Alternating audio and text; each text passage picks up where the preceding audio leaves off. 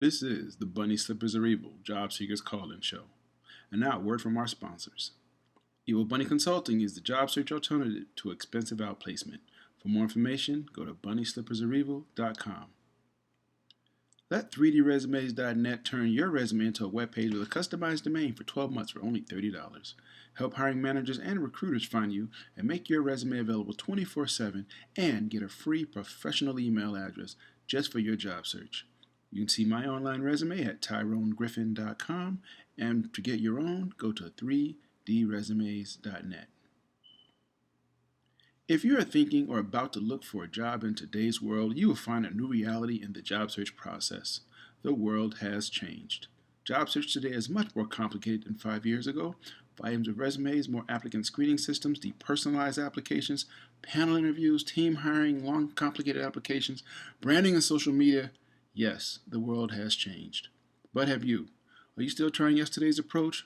Why struggle and miss out on today's opportunities? Career Oyster is here to help.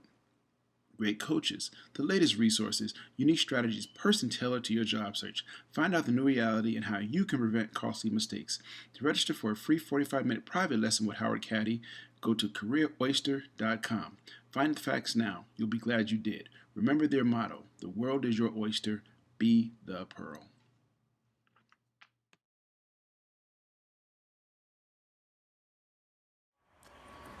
Good morning, everybody. Today is Saturday, January 21st, 2017, and this is the Bunny Slippers Are Evil Job Seekers Call-In Show, presented by Evil Bunnies Consulting. Excuse me. I'm your host, Tyrone Griffin, and if it's 3 p.m. you have on your bunny slippers, you are not looking for a job. Welcome, first-time and returning listeners. In this show, we discuss strategies and tactics of job search, staying motivated, and dealing with career transition. For more tips, resources, daily motivations, and to listen to archive shows, go to the website, bunnyslippersareevil.com. There you'll also find links to our Facebook page, our Twitter handle, and our YouTube channel. If you're listening live, you can call in with your questions on Facebook Live right here or at 347-202-0929. Again, best way to hit me up is on Facebook if you got a question. Now, everybody knew this is the new schedule. The first and third Saturday of every month we do Bunny Slippers Are Evil. On the second and fourth, I do the secret math of money. Okay, so you can hit me up on the Facebook page if you got any questions, anything about money you want to discuss in a future show. Okay, but this one is Bunny Slippers Are Evil for the job seekers, and the next week we'll be doing the secret math of money. So we'll be alternating every week. Okay, well, welcome everybody. It has been a interesting, a crazy week so far. It's been a very historic week, I'll say that. I'm not going to get political, even though the title says dealing with despair. There's lots of reasons people have despair. Part of it, is probably what's going on in our nation, but that's just not it. You see, the thing is, on a daily basis, anybody and everybody you run into, you interact with at the job or everywhere else, could be going through some despair. I'm going to give you two examples of my own despair that I was with. The first one, and all my friends from Newburgh remember Miss Sanders at Montgomery Street School. I was in the fourth grade, and I was in fifth grade English. So we used to go to her class every day for English, and she did this vocabulary test. And if any word you got wrong, you had to write 50 times. And okay, I dreaded that test every week to the point, and I was like, what, 10? But I tell this story so you understand how despair impacts people. I was so distraught about that test, Thursday night before that test, that I didn't study. I was so stressed out, I just didn't study. I spent the whole week worrying about it because I knew what would happen was I go take her test at 9 in the morning, and you'd have to sit in her class and write your words until you finished them. So basically all day Friday I was spent in her class. I didn't get a chance to go back to my class. But my point is, that's how despair affects you. Okay? That's it. I was 10, and it shut me down. I couldn't even think straight about, okay, maybe if I study, I won't fail the test every week, and maybe I'll do better, But I couldn't. I was just, it just shut me down. So that's what despair does to you, okay? And if you're in job search especially, when you start thinking about, I don't have a job, okay, that idea that I don't have a job, okay, how do I feed my family? I've been there. And every day, every month that you don't have a job, it gets worse. You just, it shuts you down. And see, and that's the hard part about it. You know, you can't let the despair overwhelm you. I mean, it's really easy. I know it's easier said than done, but you cannot let the despair overwhelm. That's the only word I can use. You can't let it do that to you because it gets worse. I got a few quotes. I'm going to start with one. It says, Mahatma Gandhi said this, is when I despair, I remember that all through history, the way of truth and love have always won. There have been tyrants and murderers, and for a time they can seem invincible, but in the end, they always fail. Think of it. They always fail. Okay? You will one day get a job. I know when you're in the middle of your job search, your transition, it's hard to envision that. Heck, when I was a kid, I used to hate to fight. I hated to fight. Yeah, I got a black belt now, go figure. But I hated to fight because I felt like if I started a fight, it would never end. I know, kid logic. But that was that despair of it. You know, that was a partially a bit of way of having despair. You know, we see people commit suicide. I'm not going to judge anybody who commits or attempts to commit suicide. Obviously, they had some things that they were dealing with. Despair. When you feel like there is, you know, the definition of despair is the complete absence of hope. And when people commit suicide, they don't have any hope. I'm not going to judge that. You know, I'm not going to sit here and go, well, you're crazy for not having hope. No, I'm not going to say that, because if you feel that way, I mean, I thank God I've never been to that point. But if you feel that way about your life, about your circumstances, about whatever, I pray, I hope you get help or talk to somebody. But I'm not going to judge you and say you're a coward. I'm not and you know, make up all these things about people just because they chose that. You know, my feeling on life and people is I have very low expectations of people. I don't mean that as an insult to anybody, but I expect people to be who they are.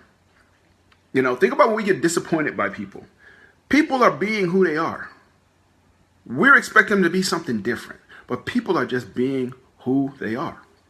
And it's our fault if we expect them to do this and they do that. It's like, why'd you do that? That's me.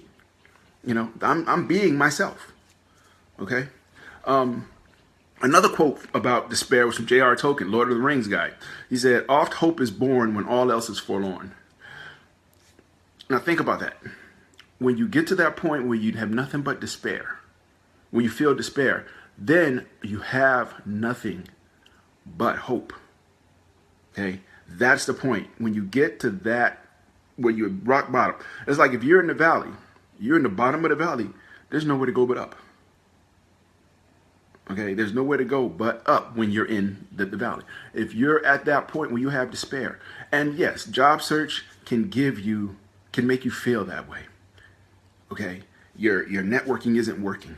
You're sending your resume out and nobody's responding. You're calling people. They're not returning your phone calls. I remember years ago, I went to a graduate, an MBA association, me and a buddy of mine, when I kind of looking for another opportunity. We went to a networking event. They called it a networking event. It wasn't a networking event. It was a bunch of people getting up, showing off and handing out their business cards because they, you know, had nice business cards. But if you reached out, and I reached out to several people in that group, and none of them ever reached back to me. You know, they were happy to stand there, proudly give me their card. Okay, so I understand when you talk about that despair, when nothing is working, when you feel like everything and everybody is against you. I recognize how bad that can feel. Okay, I'm not saying I'm an expert in despair because I don't want to be an expert in despair, but I can understand it. You know, some people feel despair about the direction of our country. The quote I said earlier from Mahatma Gandhi, you know, things change. No matter how bad you think things are with your life, your job. Here's the thing. If things are that bad, the worst thing you can do is curl up in a corner and cry. I know it's the easiest thing to do. Like I said, when I was in Miss Sanders' class, and I love Miss Sanders to this day, I love her. But at the time when I was in the fourth grade going to her class, I hated that woman with a passion. But when you have nothing else, when things are so bad, that's when you got to sit and think about. Okay, now if you are a religious person, then you can look to God. You know, Deuteronomy 31:8 says, "It is the Lord who goes before you. He will be with you. He will not leave you or forsake you. Do not fear or be dismayed." Okay, a lot of people, that's where they turn to their Bible. But here's the thing about it.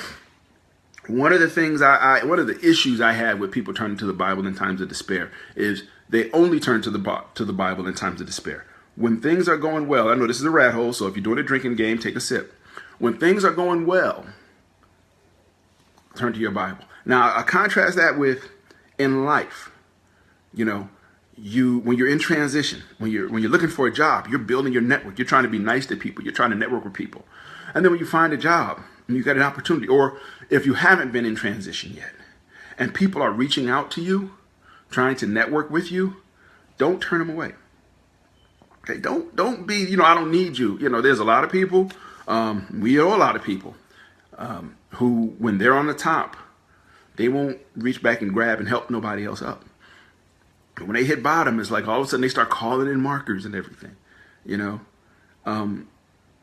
So as I was saying, with some people with the Bible, they only turn to God when things are bad. When things are good, they don't know nothing about God. And, we know people like that. Things are going great, they don't have nothing to say. They don't go to church, whatever. When they hit that rock bottom, okay, God, help me out. That's a problem. That's definitely a problem, okay? Because again, if you only turn to something positive, whether it be God or whatever, if you only turn to something positive when things are going bad, okay, you are really setting yourself up for having trouble, because you don't know how to reach out to somebody. Okay, so despair. The thing about despair too is you are not the only one going through it. You are not alone. Now they say misery loves company. Craziest thing, go find somebody else miserable. If you're in transition and you are going to your networking events and you are doing the things you're supposed to do and it's not working, one way out of despair is you go reach out to somebody else. You go reach out and try to take somebody else's hand and help them. Focus on them. I've said many times, dealing with transition is about helping other people. It's not about you. You might think it's about you, but it's really not about you. It's about other people. If you, in transition, you reach out to help other people, if you focus on helping other people, you will be surprised how many people will reach out to help you. One of the best times I had is when I realized I had about 25 or 30 people working for me when I was in transition. And these were people who were also in transition. Some of them had found jobs, but they were working for me. And when I say working for me, they weren't getting paid, but they were actively trying to find an opportunity for me. And why was that? Because they felt that I had tried to help them. Yeah, I was going through my mess. Believe me, I was going through it. But I had tried to help them. Okay? And they were reciprocating it. Okay? I'll tell you another story about despair. Because like I said, I've been through it. I worked for a company. I won't say the name of the company, but it was a large company. I worked for 18 years. Moved my family from one state, moved them 1,100 miles for a job with this company. And long story short, the promises I was made when I came here were changed without my, I won't say my permission. They were changed. So the things that I was told what happened didn't happen. And I found myself in a situation a year later where it was a mess. And I was going through issues at home and family, and there was a whole lot of things. And I was on autopilot. And see, that's the thing. When you sometimes you get in, you feel despair. You go on autopilot. You just go to work and come home. You do the things you need to do. You do your laundry. You go shopping, but you don't live. And I can honestly admit, and at that time, my parents both passed away during that time as well. And I never got to the point where I wanted to commit suicide. I wasn't there, but I was literally on autopilot for a good 2 years. And it showed in my performance at work. It showed in my relationships at home, my family, my friends. It all showed. Okay? Because I didn't, when I got to that point, that bottom of the barrel in the valley, no place lower to go, I just curled up in the corner. And that's literally what I did. I curled up in the corner. And just I wasn't waiting for anything. I just curled up in the corner. I just didn't want to deal with stuff. And as it turned out, that was a job, first job, I say, I literally was about to get fired from. And this podcast isn't about God, but understand I feel I'm a Christian person. And it was God that brought me through that. The lesson I learned from that, first time it happened when I was 10. This time it happened when I was in my 30s, almost 40. When everything overwhelms you, when you get to that point where you have nothing, when you feel that everything is closing in on you, when you look to the future and you see nothing but dark, when you don't feel there's anywhere for you to go, anything for you to do, when you feel to that point, that's when you gotta change channels. Okay. Now, how do you get out of despair? Well, the scripture says trouble don't last. There's a song that trouble don't last always. That's the first thing you got to remember. Trouble don't last always. It don't last always. Okay. How do you get yourself out of despair? Well, first thing you got to rationalize it. Okay. You're in transition. Nothing's working. Okay. Your networking isn't working. Your resume's not getting any leverage. You reached out to people on LinkedIn. Nothing's happening. You try to talk to old coworkers, nothing's coming up with that. Your rent is due. Your spouse is giving you grief. Your parents, your siblings, everybody, your kids are looking at you crazy. Everybody's closing in on you. First thing you got to do is take a step back and think about it. Okay, this is a bad situation. How do I get myself out of it? If I curl up in the corner in a ball and cry, it's not going to get me out of this. If I go to the bar and try to forget my troubles, and there's nobody that will tell you that they could drink the troubles away. Millions have tried, not a person has succeeded yet. Okay, so don't try to drink your troubles away. Okay, you want to pray to God, ask him to help you, but then get off your behind and do something about it. Okay, God is not a God that's going to let you pray to him and then you sit back in the corner and chill, drinking a Mai Tai while he handles your business. That's not how he works. Okay, so what do? Find somebody, like I said, find somebody who's in transition. Find somebody else who's out there in transition, okay, and who might be going through some of the stuff. And yeah, people say, well, misery loves company. Yeah, that's true. Misery does sometimes love company, but sometimes it takes that company to lift the misery that everybody's feeling. Why do you think? Think about this. When people become widowers or people, AA meetings, why are AA meetings more than just one person? Because misery loves company, right? Because there's power in groups of people who are dealing with the same things. Okay, that's why there are AA meetings where there are a group of people getting together that are dealing with the same thing. That's why there are victims groups, because it's people getting together and dealing with the same thing. Okay, take care, Barbara. Thank you for tuning in. But this will be on Facebook Live later and YouTube and iTunes, so find it different places. But the reason, people say that about misery loves company, and people use that as a rallying cry to then leave. No. Why would you go find somebody else miserable? Y'all can sit and drink together? No. Because you can help each other. So the first thing you do is take self out of the picture. If you're feeling despair, take yourself out of the picture. Stop feeling sorry for yourself. And I don't mean that as an insult, because you start feeling sorry for yourself and then options that are not really good, like maybe suicide or drinking or committing crimes, they become more palatable. Even if you're just thinking about them, because you feel I got nothing to lose. You always have something to lose. You always have something to lose. Even if it's not your freedom, your soul, your self-respect. Okay.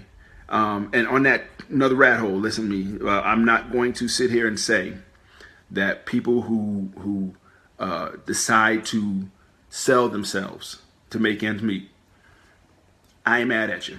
Okay. If you do what you got to do, do what you got to do. That's all I'm going to say. All right. I'm not going to sit here and pass judgment on nobody. You do what you got to do.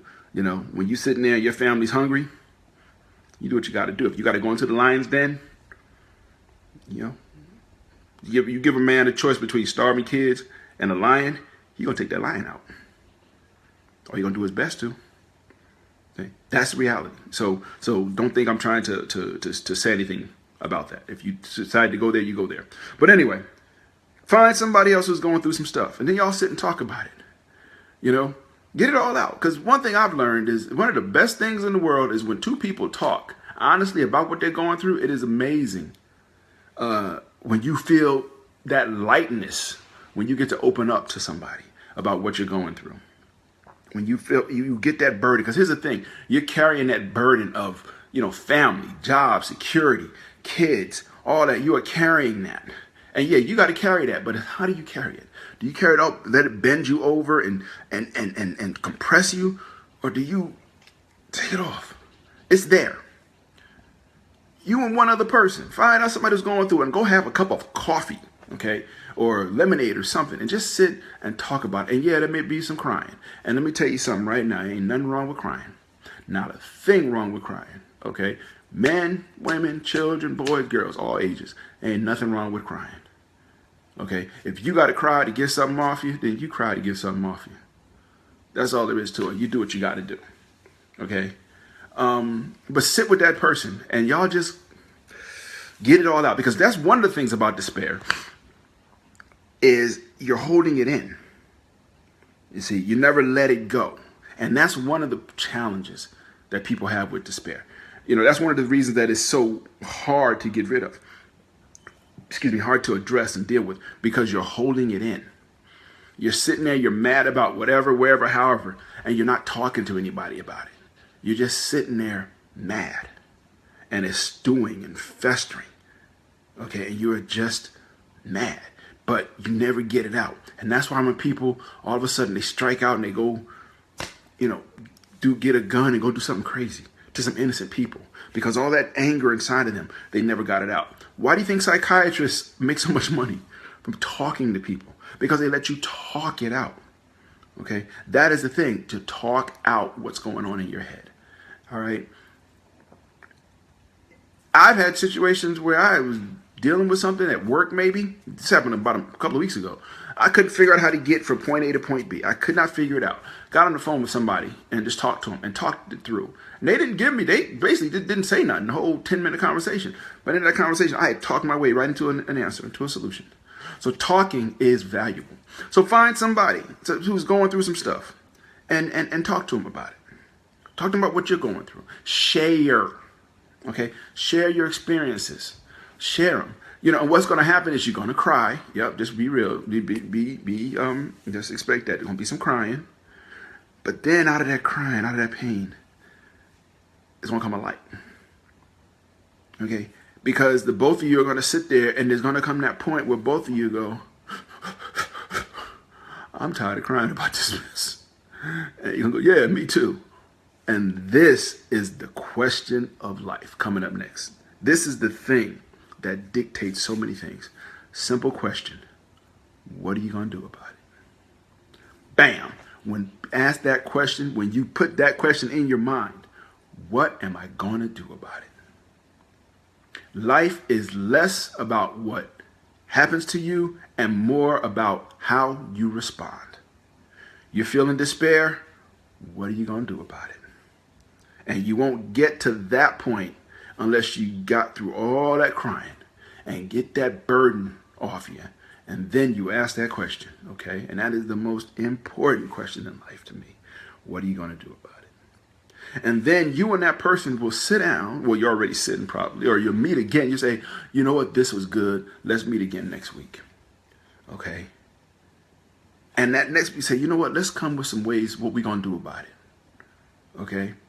That's something, that question, I've asked my son, my Jedi, several times when he was growing up. Something didn't go the right way. I told you he's got a concert coming up in 2-3 weeks that I'm going to next month. I'm so proud.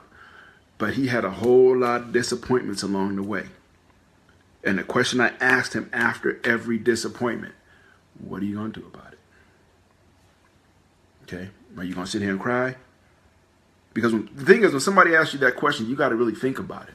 I'm say, what are you going to do about it? Nothing. Okay, what do you expect to happen? Nothing. Yeah, okay. Maybe I need to do something about it. Yeah. Okay, that's how this works. Okay, so you and that person get together the next week or whenever you got the next day if you got the time, and you come and say, okay, what are we gonna do about it? Okay, let's take this. Let's deconstruct this. Our resume is not getting any traction. Okay, let's think about why isn't. Where are we posting that resume? Who are we sending it to? Are we blindly sending it to people? Are we applying for jobs? Are we networking through LinkedIn? Because I will tell you right now, as important as your resume is, it is not the most important aspect of job search. Okay, it is not. And we will talk about that for years. Okay, but the resume is not the most important aspect of job search. Okay, it's there. It's like manners. Nobody cares about manners unless you ain't got them.